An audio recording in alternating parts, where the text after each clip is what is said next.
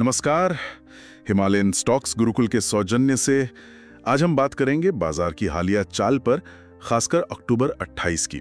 Nifty 50 और bank Nifty पर एक गहरी नजर डालेंगे, जैसा हिमालयन स्टॉक्स गुरुकुल के विश्लेषण में बताया गया है। और हाँ, अगर आपको हमारी ये चर्चा पसंद आए तो हिमालयन स्टॉक्स गुरुकुल को सब्सक्राइब, लाइक और शेयर करना मत भूलिएगा। तो चलिए शुरू करते हैं। अक्टूबर 28 निफ्टी 50 की मंथली एफएनओ एक्सपायरी का दिन था। काफी उतार चढ़ाव रहा उस दिन। हाँ बिल्कुल, बाजार में काफी हलचल थी। निफ्टी ने कोशिश तो की 26,000 के ऊपर टिकने की, पर हो नहीं पाया।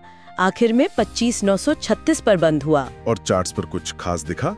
आपने शायद डोजी पैटर्न की बात की थी। हाँ, डेली चार्ट पर एक डोजी जैसा पैटर्न बना है। ये कैंडल ना, ये दिखाती है कि खरीदारों और बेचने वालों के बीच थोड़ी, क्या कहते हैं, अनिश्चितता है।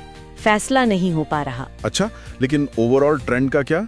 वो तो तेजी का ही लग रहा था। हाँ, वो दिलचस्प बात है। एक दिन की इस अनिश्चितता के बावजूद बड़ा रुझान अभी भी तेजी का ही है। इंडेक्स अपने इम्पोर्टेंट मूविंग एवरेज के ऊपर बना हुआ है। और इंडिकेटर्स जैसे आरएसआई, वो क्या बता रहा है? आरएसआई मतलब रिलेटिव स्ट्रेंथ इंडेक्स, वो अभी भी 70 के ऊपर है। ये मजबूती का संकेत है। हालांकि हाँ, ये जरूर है कि उसमें थोड़ी सी नरमी आई है। मतलब रफ्तार थोड़ी कम हुई है शायद। हाँ, कुछ वैसा ही समझ लीजिए।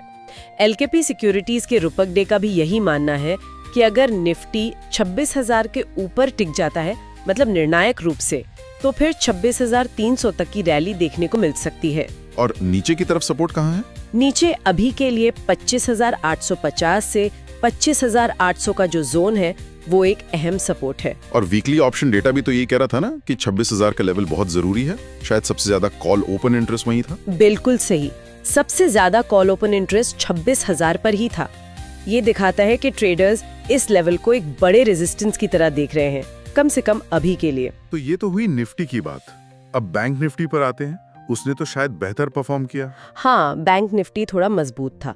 करीब 100 पॉइंट बढ़कर 58,214 पर बंद हुआ और उसने एक बुलिश कैंडल भी बनाई। बुलिश कैंडल मतलब निचले लेवल्स पर खरीदारी हुई। जी हाँ, ये यही दिखाता है कि नीचे आने पर खरीदारी का सपोर्ट मिला।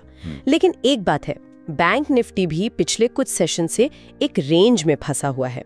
वो 58,200, 58,300 का जो रेजिस्टेंस एरिया है ना, उसे पार करने में थोड़ी मुश्किल हो रही है। और याद रखिए, ये सारी जानकारी और विश्लेषण हिमालयन स्टॉक्स गुरुकुल की तरफ से था।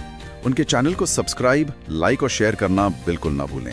अगली बार फिर मिलेंगे एक और दिलचस्प विषय के साथ। हिमालयन स्टॉक्स गुरुकुल को सब्सक्राइब, लाइक और शेयर करें।